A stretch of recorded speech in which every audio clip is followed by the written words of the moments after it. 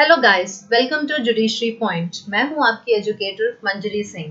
Guys, आप सब जानते हैं कि हम लॉ सेशन स्टार्ट कर चुके हैं जिसमें कॉन्स्टिट्यूशनल लॉ के पेपर से डील कर रहे हैं। इसी के साथ साथ आपको बता दूं कि जो जीएस में पॉलिटी का पोर्शन आता है वो भी आपका कवर हो जाएगा, क्योंकि इन दोनों में बहुत ही थिन लाइन का डिफरेंस है। इस लेक्चर को स्टार्ट करने से पहले मैं आप सबको बता दूं कि अगर अभी तक आपने प्रीवियस वीडियोस नहीं देखे हैं तो प्लीज़ वो देख लें, क्योंकि प्रिपरेशन के लिए बेसिक टिप्स जो रिक्वायर्ड होती हैं वो सब आपको उसमें मिल जाएंगी। साथ ही कॉन्स्टिट्यूशनल लॉ में हम प्रीएम्बल के टॉपिक से डील कर चुके हैं जो आपको कॉन्स्टिट्यूशनल लॉ की प्लेलिस्ट में मिल जाएगा। गाइस, लास्ट तक वीडियो देखना मैंडेटरी है, क्योंकि शुरुआत में हो सकता है काफ़ी चीज़ें याद नहीं रहती हैं। पढ़ाते पढ़ाते मैं काफ़ी चीज़ें बताती हूँ बीच में, ऐसा नहीं कुछ स्टार्टिंग में बता दिया या फिर लास्ट में बताया, ऐसा है। पढ़ाते पढ़ाते मैं बताऊंगी क्या चीज़ इंपॉर्टेंट है, तो पूरा देखेंगे तभी बेनिफिशियल होगा। आधी अधूरी नॉलेज बहुत डेंजरस होती है। तो इसी के साथ हम आज का लेक्चर स्टार्ट करते हैं। आज का टॉपिक है हिस्टोरिकल बैकग्राउंड। ये बेसिकली कॉन्स्टिट्यूशन का ही हिस्टोरिकल बैकग्राउंड है, क्योंकि जो कॉन्स्टिट्यूशन की रूट्स हैं वो आपको इसमें मिलेंगी। क्योंकि इसमें हम लोग जो लैंडमार्क इवेंट से डील करेंगे, जिसका एक तरह से एक होता है ना कि आपको कॉन्स्टिट्यूशन के प्रोविजंस या वगैरह ये कहाँ से आए हैं, एक आइडिया कहाँ से लिया गया है। तो ये पूरा ओवरऑल आइडिया आपको इन लैंडमार्क इवेंट्स में देखने को मिलेगा। ये लेंथी होने की वजह से मैंने इसको 2 पार्ट में डिवाइड कर दिया है। तो आज हम पार्ट 1 से डील करेंगे और नेक्स्ट वीडियो में हम पार्ट 2 से डील करेंगे। स्टार्ट करने से पहले आप सबको पता है कि 1600 में ब्रिटिशर्स इंडिया आए थे, जिसके चलते क्या था कि वो in the form of east India company आए थे। तो उनको यहाँ पे ट्रेडिंग राइट्स थी। अब वो ट्रेडिंग राइट्स दी किसने थी? क्वीन एलिजाबेथ वन ने दी थी, जिसके चलते इन्होंने 1765 तक एब्सोल्युटली ट्रेड इन्होंने इंडिया में हमारे किया। लेकिन फिर उसके बाद क्या होता है कि बीच में 1765 से पहले 1764 में एक बैटल ऑफ बक्सर हुआ ईस्ट इंडिया कंपनी के बीच में और मुगल्स के बीच में। ईस्ट इंडिया कंपनी को लेड जो था वो हेक्टर मुनरो कर रहा था। तो इसमें विक्ट्री जो होती है वो ईस्ट इंडिया कंपनी की होती है, जिसके चलते मुगल एम्परर जो शाह आलम थे उन्होंने दीवानी राइट्स जो थी वो ईस्ट इंडिया कंपनी को हैंड ओवर कर दी थी। दीवानी राइट्स की अगर हम बात करें क्या होती है, तो दीवानी right was a revenue collection, ठीक है, जिसमें रेवेन्यू कलेक्ट किया जाता था। तो वो ब्रिटिशर्स कंपनी के पूरी तरह से हाथ में आ गया था। और क्या हो रहा था कि फिर 1858 में, जिसके पहले आपको 1857 में रिवॉल्ट देखने को मिलता है सिपॉय म्यूटिनी वाला।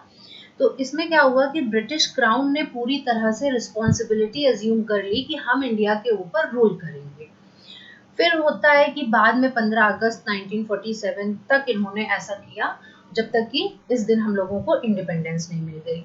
इंडिपेंडेंस के साथ ही एक रिक्वायरमेंट लगी कि कॉन्स्टिट्यूशन बनना चाहिए, एक रिटन हमारा कुछ ऐसा होना चाहिए कॉन्स्टिट्यूशन की, जिससे कि सारी चीज़ें, सबकी पावर्स वगैरह उसमें रहें, जिससे कि लिमिटेशंस लग सके। क्योंकि अनरिटन होगा तो कोई भी चीज़ डिफाइंड नहीं होगी, कोई भी चीज़ सर्टेन नहीं होगी। तो इस वजह से रिटन कॉन्स्टिट्यूशन इम्पॉर्टेंट लगा। और ये जो थॉट थी ये एम.एन. रॉय जी की थी, जिन्होंने 1934 में इस चीज़ को सजेस्ट किया था, जिसके चलते फिर हम लोग 1946 में देखते हैं कि कॉन्स्टिट्यूशन तैयार होता है, मतलब कॉन्स्टिट्यूंट असेंबली मतलब बनती है और कॉन्स्टिट्यूशन हमारा तैयार हो जाता है 1949 में नवंबर में। एंड देन 1950 को कॉन्स्टिट्यूशन 26 जनवरी को एनफोर्स हो जाता है। अब इस रूल को लेके अगर हम बात करें तो ये 2 में डिवाइडेड है। एक आता है कंपनी रूल जो 1773 से 1857 तक का था, और देन 1857 में रिवॉल्ट होता है। देन उसके बाद क्राउन एज्यूम करता है रिस्पॉन्सिबिलिटी इंडिया के ऊपर रूल करने का, जो 1857 से 1947 तक रहता है। तो आज हम जिसकी बात करेंगे वो है कंपनी रूल। सबसे पहले आता है रेगुलेटिंग एक्ट 1773 का। ये ब्रिटिश गवर्नमेंट का बेसिकली पहला स्टेप था ईस्ट इंडिया कंपनी के अफेयर्स को कंट्रोल और रेगुलेट करने के लिए।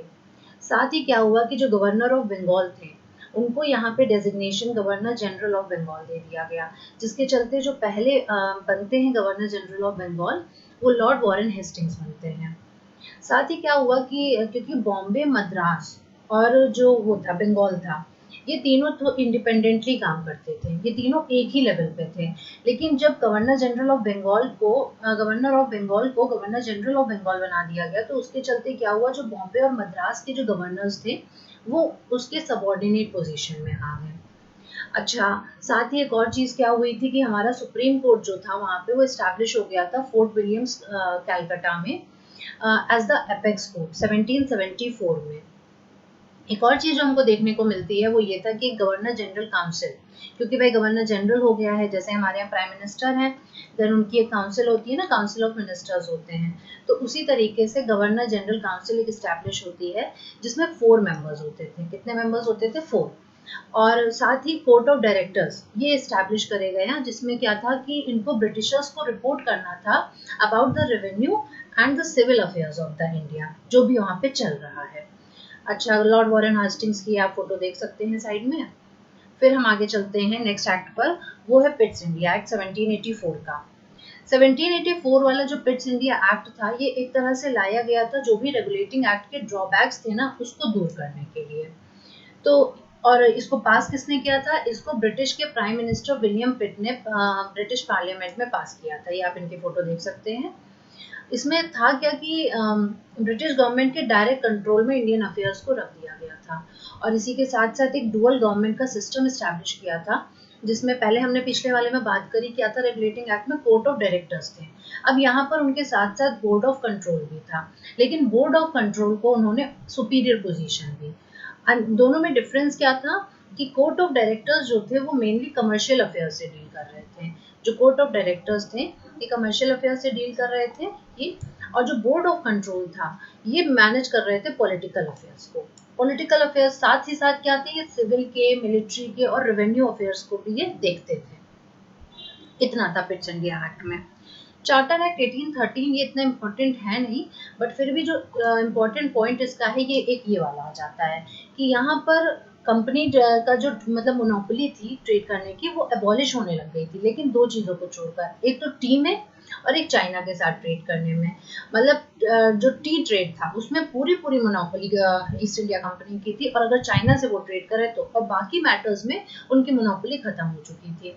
दूसरी अच्छी चीज़ जो देखने को मिलती है कि इस टाइम पर इनके दिमाग में ये आने लग गया था कि अब इंडियंस को एजुकेट करने की ज़रूरत है, तो यहाँ पर ब्रिटिशर्स का इंटरेस्ट दिखने लगा था, जिसके चलते इन्होंने क्रिश्चियन मिशनरीज को भी अलाउ कर दिया था कि आप रिलीजन के बारे में आप प्रीच कर सकते हैं, मतलब स्कूल्स वगैरह में या जो भी पढ़ा सकते हैं।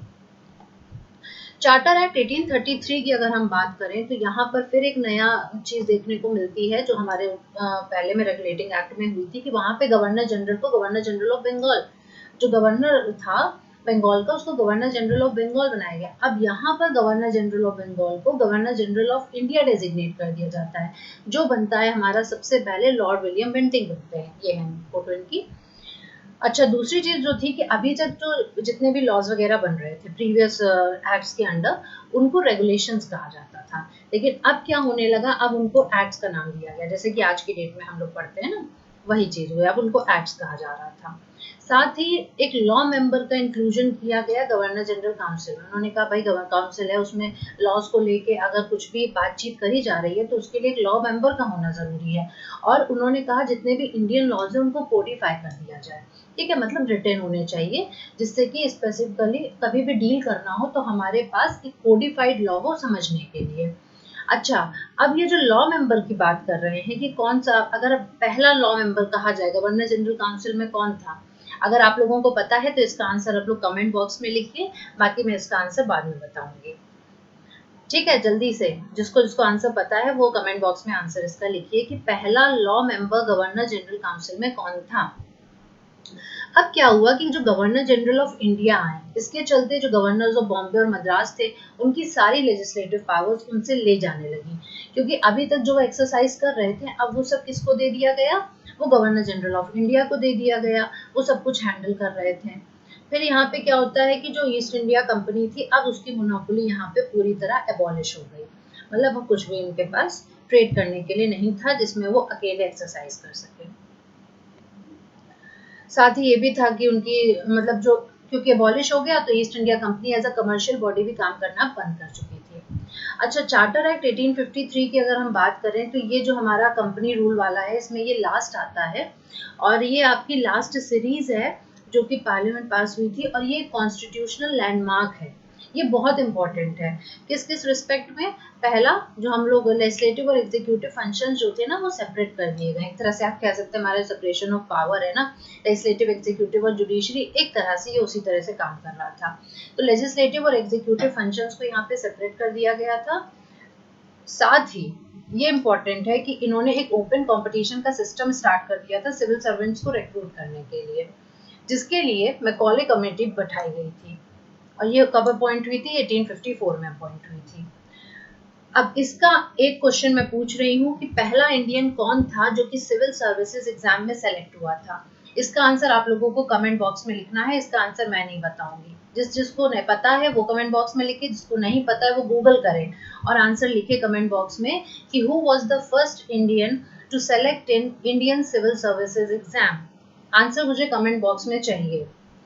लास्ट पॉइंट हम देखें तो इसमें एक्सटेंशन ऑफ कंपनीज रूल है।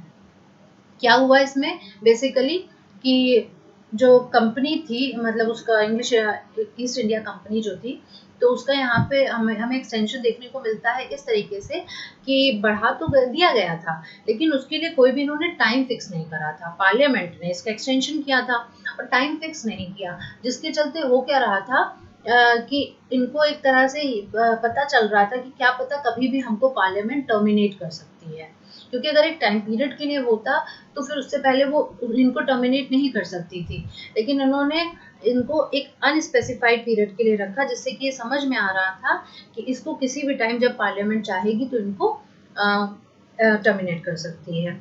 तो कंपनी रूल में इतना ही था। हम रेगुलेटिंग एक्ट 1773 से चार्टर एक्ट 1853 तक हमने देखा, और इसके बाद का जो गवर्नमेंट ऑफ इंडिया एक्ट 1858 से स्टार्ट होता है टिल इंडियन इंडिपेंडेंस एक्ट 1947, वो हम लोग नेक्स्ट वीडियो में डील करेंगे। आप लोग इससे रिलेटेड क्वेश्चंस मिले पॉलिटी के पेपर्स में, आप वो लगाइए। और आप ये, मुझे पता है ये टॉपिक बहुत ही बोरिंग हो जाता है, इसको याद भी नहीं रहता है, इसलिए क्या है कि अब आप लोग अभी पढ़ लेंगे तो जब भी रिवीजन करना हो तो आप ये वीडियो सुनिए। इससे क्या होता है ना, जब हम सुनते हैं कोई भी चीज़ तो हमको ज़्यादा याद होती है, और बहुत रिलैक्स माइंड से सुनिएगा तो आपको एक स्टोरी की तरह याद हो जाएगी। गाइस, जिसने अभी तक मेरा चैनल सब्सक्राइब नहीं किया है वो सब्सक्राइब कर दें। अगर ये वीडियो आपको अच्छा लगा है तो लाइक करें और शेयर करें। Thank you so much.